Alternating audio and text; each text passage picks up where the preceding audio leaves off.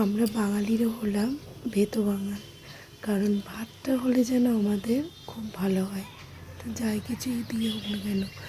আর সকালবেলায় আমাদের বাড়িতে আজকে যেহেতু ভাত রান্না হয়েছে সকালের টিফিনে, তাই ভাত খেয়ে নিচ্ছে। আর তার সঙ্গে হয়েছে হলো এই যে নানা রকম সবজি দিয়ে একটা সবজি, যেটা বিউলির ডাল দিয়ে ভেজে করা হয়েছে। বেশ ভালোও লাগছিলো, গরম গরম ছিল, ভাতও গরম আর সবজিটা যে রান্না হয়েছে সবজিটাও গরম, আর সবজিটা একটু ডাল ডাল মতো করা হয়েছিল। যাই হোক, ভিডিওর প্রথম বলবো, আমার ভিডিও যে যেখান থেকে দেখছো বা দেখছেন তাদেরকে জানাই অসংখ্য ধন্যবাদ। আর সেই সঙ্গে সবাইকে নমস্কার জানিয়ে আমি আমার ভিডিওটা শুরু করছি। সকালে তো খাওয়া দাওয়া সেরে এবার দুপুরবেলায় রান্নাবান্নার পালা। আর এটা ভাজা হচ্ছিলো উচ্ছেগুলো মানে ছুরি ছুরি করে কেটে আলু ভাজার মতো কেটে নুন আর হলুদ দিয়ে ভেজে নিয়েছি। আর এগুলো হলো আজকে জলপাই আর টমেটো দিয়ে চাটনি বানাবো।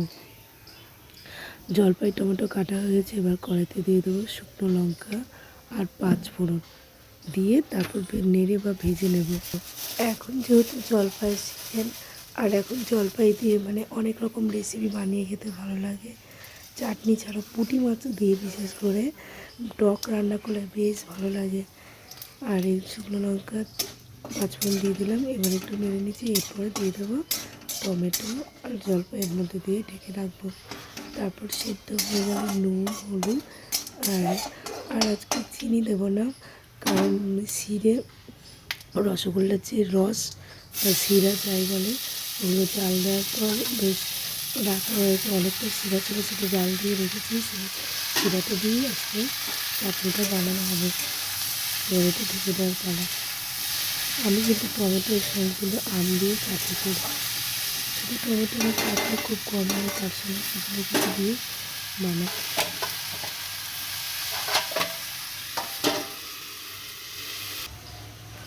আর রয়েছে ছোলার ডালটা প্রেসারে নিয়ে নিয়েছি।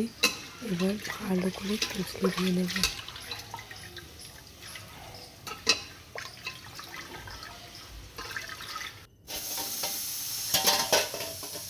এদিক দিয়ে জলপাই টমেটো সিদ্ধ হয়ে গেছে।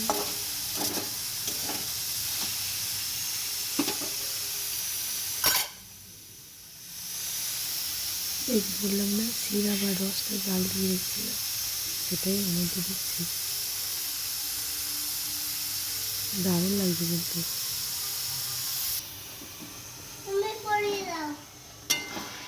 এর মধ্যে দিয়ে দিলাম একটু নুন আর একটু হলুদ।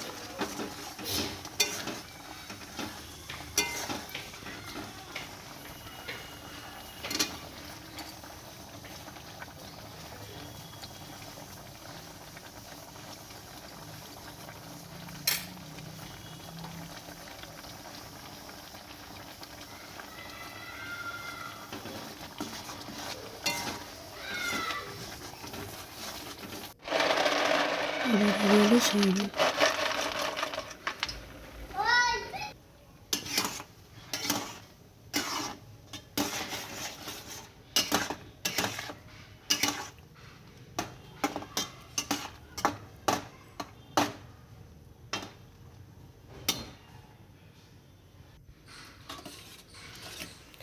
ছোলার ডালটা এখানে সেদ্ধ হয়ে গেছে, আর সয়াবিনটা এরকম ভাপিয়ে রাখলাম। এই যে ছোলার ডালটা ফোড়ন দেবো, শুকনো লঙ্কা 5 ফোড়ন,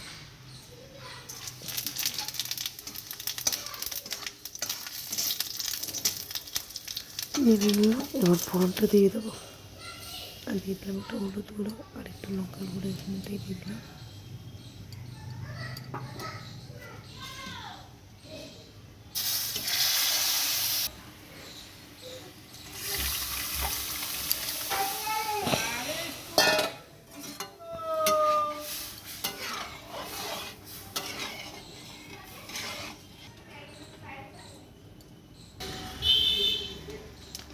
দিয়ে দিলাম গরম মশলা।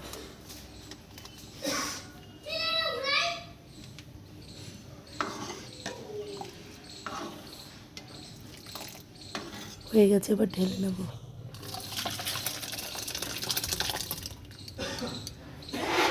এরপরে করবো হলো সয়াবিন।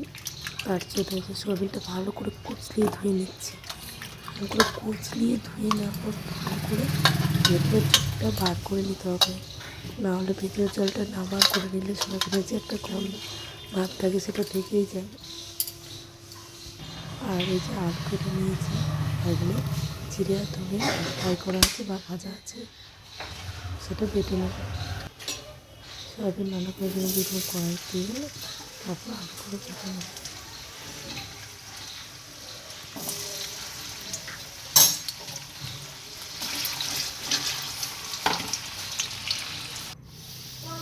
আর দিয়ে দিলাম আদা বাটা।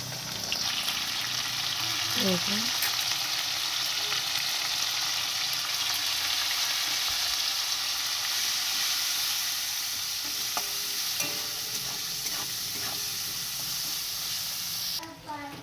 তেলের মধ্যে আদা বাটাটা দেওয়ার পর খুব তেলচিট হচ্ছিল, যার জন্য লবণ আর হলুদ দিয়ে দিলাম। তারপর দিয়ে দিলাম একটু নাড়াচাড়া করার পর দিয়ে দিলাম আদা, আর এই আদা বলছি জিরে ধনে বাটাটা, আর দিয়ে দিলাম শুকনো লঙ্কার গুঁড়ো।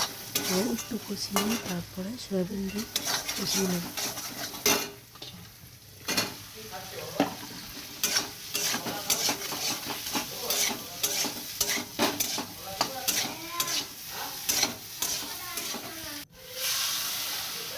দিয়ে দিলাম জল ফুটে উঠেছে, তাই গরম মশলা দিয়ে দিলাম।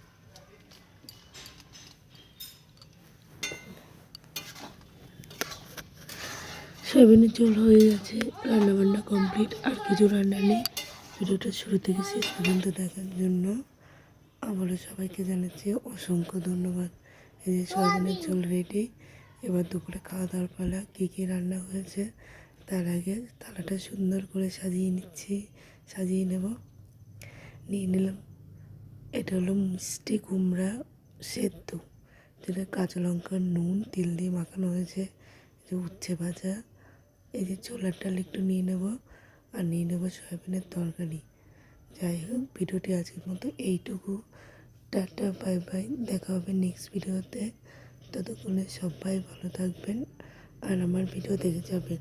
আর সোম থেকে রবি আমি আমার বাড়িতে কী কী রেসিপি রান্না করি তা দেখতে হলে অবশ্যই থাকতে হবে আমার চ্যানেলে। আর এখানে চাটনিটা নেব, যার জন্য একটা বাটি নিয়ে নিলাম, তারপর চাটনিটা নিয়ে নেব। বেশ, আজকে যেন রান্নাবান্না তেতো দিয়ে শুরু আর মিষ্টিতে শেষ। খুব ভালো হয়েছে সব রান্না।